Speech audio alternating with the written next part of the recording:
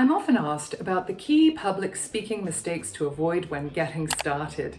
Now, wouldn't it be wonderful if we could just avoid 3 presentation mistakes and public speaking mistakes and we'd be ready to go and that was all we needed to do? Unfortunately, there are more than 3, but for today, I've chosen my favorite. Number 1, apologizing. Number 2, speaking too fast. And number 3, leaning on the furniture.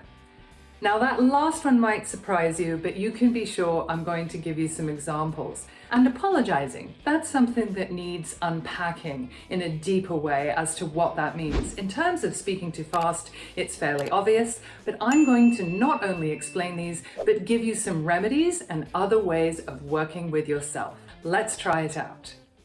Apologizing. Hi. I'm SJ Harrison, voice and performance coach, but I haven't actually been doing this for very long. And in fact, I am sure that there's other people in the room who have more experience than me who could really be speaking strongly on this subject. So I really appreciate your time today and that you're here listening to me. Now, how did that feel? To be honest, when I hear someone doing this, and there's many ways it manifests, this is just one of the ways, I feel a mixture of irritation because the person is saying they're going to be taking up my time, but they're also saying, I'm not really worthy of taking up your time, and anxiety. So irritation and anxiety. Why do we feel this? Well, we feel anxious because the person feels anxious, and they're also asking us to take care of them and excuse them if they don't do a good job. And so if you're standing up there apologizing, I would say to you, you're up there speaking and you have to take the space because otherwise you are wasting people's time. Remember that the audience really wants to like you and you've accepted the speaking engagement, so you really have to honor your work. It doesn't have to be all about you and you feeling insecure. It can also be about your message. How important is the message? So for some of us, we need to really lean into, this is an important message. I have my own particular slant on this. Of course, I'm not the only person who could speak to this, but I'm the one who's speaking right now. It comes from lacking a sense of agency sometimes and empowerment, but it also can come from cultural norms. When I am in meetings where everyone is in the UK, invariably there are quite a lot of people who open by apologizing. And there are also people in those UK meetings where they just quietly, but in a grounded way, start and they share. And that's always such a relief. So if you're from a culture where there's punishment in some way, if you dare to stand out and say, there's something different about me, I'm an individual, I have something to offer, you're going to see more of that apologizing happen. So there's a way that we can bring in humor, which can even be self-deprecating, and that's different and can be quite appropriate. And it's useful for moments when we might make mistakes, such as stumbling over words or knocking something over, like knocking the podium, knocking a glass of water.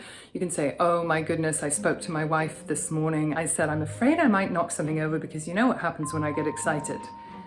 My wife just looked at me. Because my wife is so tired of having to buy new plates and glasses every time I get excited at the dinner table. So that's one way that you're connecting with your audience, reminding them that you are human, and really also smoothing over any error that could really hang you up when public speaking. Speaking too fast. Now, speaking too fast has 2 parts that are problematic. If you speak too fast, you've really got to be aware of using more articulation when you do that. When I'm one-on-one with friends and I get excited again, I might just be going really fast, but my articulation drops because I know they can understand me and I'm just going, oh, I'm going here, there, and yon, and I don't really even need to complete all the sentences or use all the words. It also takes a lot of breath and you're going to have a less calming breath rhythm. But the second reason is that our brains need to catch up with your thought. So varying rhythms is useful. If you have a speedy moment, backing it up with greater articulation, then you can have a slower moment and use a pause, and then you've got lovely variation.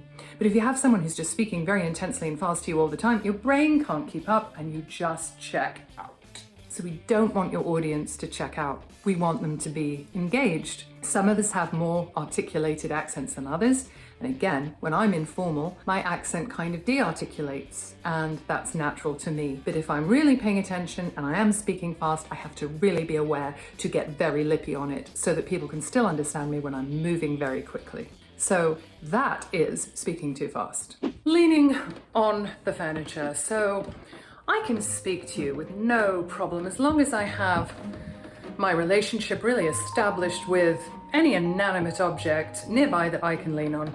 And as you can see, I'm really good here, backed up against this wall. I'm really able to sort of lean here, and now I can address you, but a certain distance has been created. Now, obviously, this is a little bit of an exaggeration, but it's something people do all the time, and it could really manifest as leaning on the podium and you taking some kind of leaning position the entire time, and it usually kind of looks like this, right? You're gripping.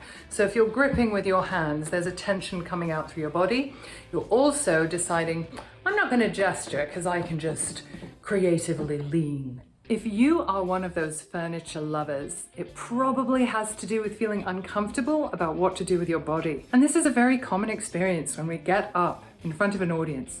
We feel so exposed, not just on a psychological level, but also physically. So the remedy for this, instead of using inanimate objects as an anchor, is to develop your own personal gestural style that's authentic to you. And that starts with observing what you do naturally in moments with friends where you feel really comfortable, and then choosing some of those gestures to use intentionally until sure enough it becomes natural, fluid, and authentic. But like everything with public speaking, that just takes practice. This is part 2 of public speaking series that I am doing this month. Please check out my last video, which you will see coming up on the screen below. Do like and subscribe because it really helps my videos be seen by more people. And here's to unlocking your performance power.